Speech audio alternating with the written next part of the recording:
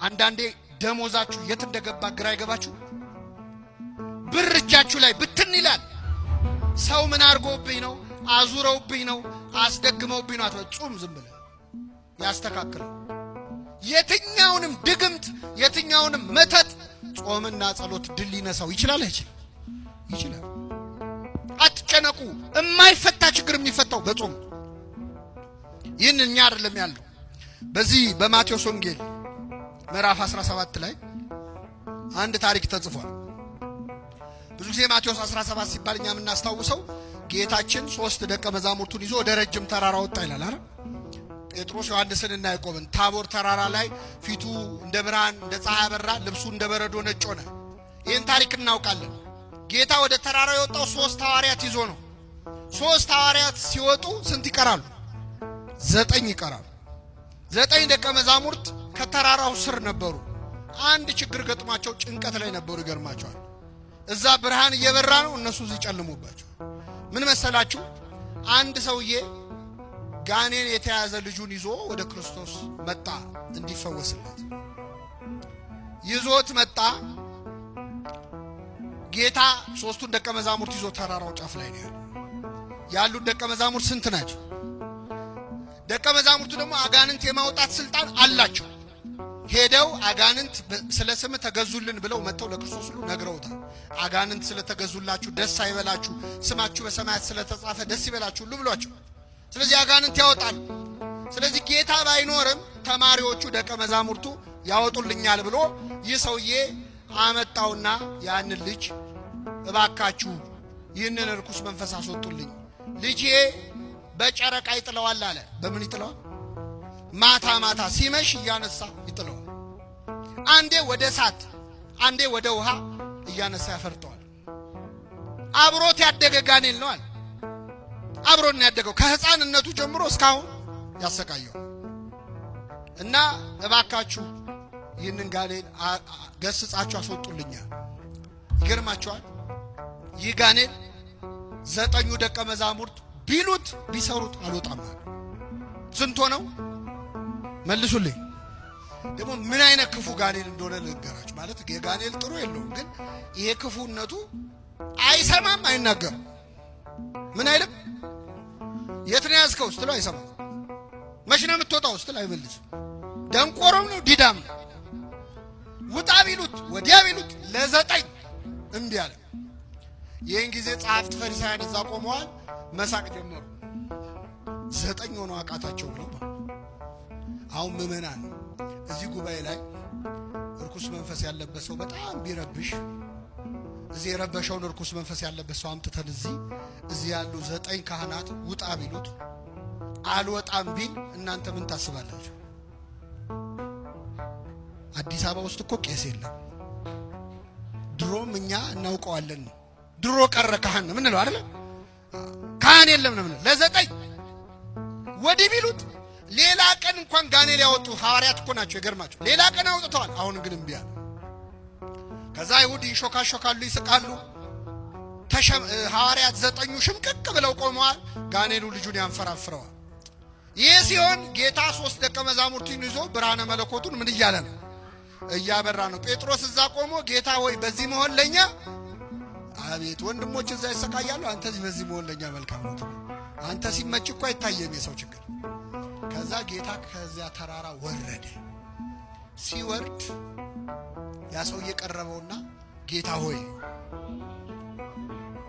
ልጄን ወደ ደቀ መዛሙርትህ አመጣሁት፣ ሊፈውሱት ግን አልቻሉም። ቢቻልህስ ልጄን ፈውስልኛል። ምን ቢልህስ? ለማን ነው ቢቻልህስ ያለው? ለክርስቶስ ቢቻልህስ ይባላል። ለእግዚአብሔር ምን የሚለው የለም። ቢቻልህስ ያለው ለምን መሰላችሁ? ደቀ መዛሙርቱ ካቃታቸው ያው መምህራቸውም የነሱ ቢጤ ነው ብሎ። አሁን እኮ እግዚአብሔርን ያስናቅረው እኛ አገልጋዮቹ ነን። እኛ ስላልቻለን የማይችል እንዳይመስላችሁ። እኛን ያቃተን እሱ ሁሉን ማድረግ ይችላል። ቢቻልህስ አለው። ቢቻልህስ ትላለህ? ለሚያምን ሰው ሁሉ ይቻላል። ይህን ጊዜ ሰውየው ምን አለ? አምናለሁ፣ አለማመኔን እርዳው አለ። እስኪ በሉ አምናለሁ። አለማመኔን ይህ ሰው ያምናል አያምንም? ያምናል አያምንም? ለምን? ምን አለ? ምን እላለሁ? አምናለሁ አለ። መልሶ ደግሞ ስለዚህ የሰው ያምናል አያምንም? ግራ ገባችሁ አይደል? እሱም ግራ ገብቶታል። ያምናልም አያምንምም። አምናለሁ ምንን እርዳው? እያመኑ አለማመን አለ ለካ። ግራ ገባችሁ? ልቀይርና ልንገራችሁ። እጾማለሁ በሉ እስኪ። አለመጾሜን እርዳው። እንጾማለን አንጾም ግን እየጾምን ነው። ስጋ እንበላም፣ የሰው ስጋ ግን እንበላለን። አናማም፣ አንዋሽም፣ አፋችን አይጾምም፣ አንደበታችን አይጾምም። ከስጋ ከእንጀራ ከምግብ ግን ምን እንላለን? ስለዚህ በሉ እጾማለሁ። አይደከማችሁ መሰለኝ። እጾማለሁ በሉ እስኪ። አለመጾሜን እጸልያለሁ። እንጸልያለን አንጸልይም? ግን ደግሞ እንጸልይ። እየጸለያችሁ አባታችን ሆይ እያላችሁ አባታችን ሆይ ከመቼው እንዳለቀ ግራ ገብቷችሁ አያውቅም? ያውቃል አያውቅም? የጸሎት መጽሐፍ እየጸለይን ስንት ገጽ ቀረው ብለን ቆጥረን አናውቅም? እጸልያለሁ በሉ። አለመጸለይን እየጸለዩ አለመጸለይ አለ። እየዘመሩ አለመዘመር፣ እየቀደሱ አለመቀደስ አለ። አምናለሁ አለማመኔን እርዳው አለ። ይህን ጊዜ ጌታ ምን አለው? የማታምን ትውልድ ሆይ እስከ መቼ ከእናንተ ጋር እኖራለሁ አለ። አመጣው፣ ውጣ አለው። ጋኔኑ ወዲያውኑ ወጣ። ህዝቡ ሁሉ ወደ ቤቱ ሄደ። 9 ደቀ መዛሙርት ቅድም ለ9 እምቢ አላቸው አላልኳችሁ? 9 ወደ ጌታ መጡ። ጌታ ሆይ እኛ ልናወጣው ያልቻልነው ለምንድን ነው አሉት። ለምን አቃተን? 9 ሆነን ለምን አቃተን ሲሉት ስለ እምነታችሁ ማነስ ነው። ነገር ግን አለ ይህ አይነቱ ጋኔን ያለ ጾምና ያለ ጸሎት አይወጣም። ዝንቱ ዘመድ እየወጥ ዘእንበለ በጾም ወበጸሎት። ይህ አይነቱ የጋኔን ወገን እንግዲህ አጋንንቱ ሁሉ እኩል አይደሉም። ከዋነኞቹ አለቆች የወደቁ አሉ፣ ሳጥናኤልን የመሰሉ ደግሞ ከታች የወደቀ ተራ መልአክ አለ።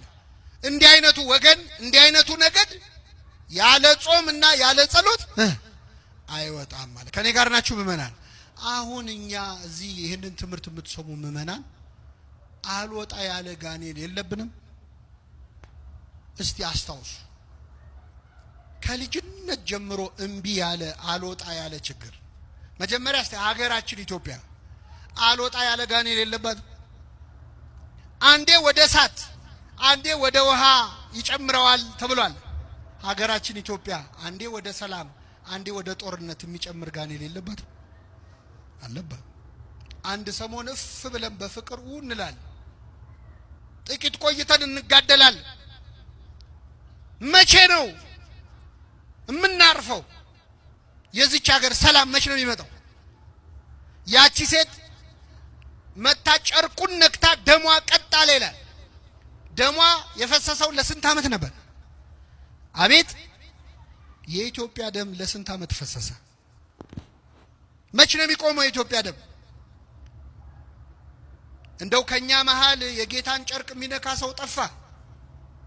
የሚጋፋ አይደለም፣ ብዙ ሰዎች ተጋፍተዋል። ኃይል ከኔ ወጥቷል እንዲል የሚያደርግ አንድ በእምነት ጨርቁን የሚነካ ጠፋው። ምንድነው እንደ ሀገር አለቅ ያለን ጋኔን? ይህንን ጾም አለቅ ያለንን ጋኔን የሚያወጣ ያደርግልን። በግላችንስ አልወጣ ያለ ሰይጣን የለም? ከልጅነታችን ጀምሮ አለቅ ያለን ልጄ ማታ ማታ ይነሳበታል በጨረቃ አለ። አንዴ ወደ ውሃ አንዴ ወደ እሳት ይጨምረዋል አለ። ወጣቶች ማታ ማታ የሚነሳ ኃጢአት የለብንም? ማታ የሚጀምር ስካር፣ ማታ የሚጀምር ኃጢአት ዝሙት የለም? አንዴ ወደ ውሃ አንዴ ወደ እሳት ይጨምረዋል አለ። አንዴ ወደ መዝሙር አንዴ ወደ ዘፈን የሚጨምረን የለም? አንዴ መስቀለኛ አጣፍተን ታቦት እናጅባለን። ማታውኑ በጨረቃ ይጥለናል እሳት ውስጥ ኃጢአት ውስጥ። አስቸገር ነው እኮ ለእግዚአብሔር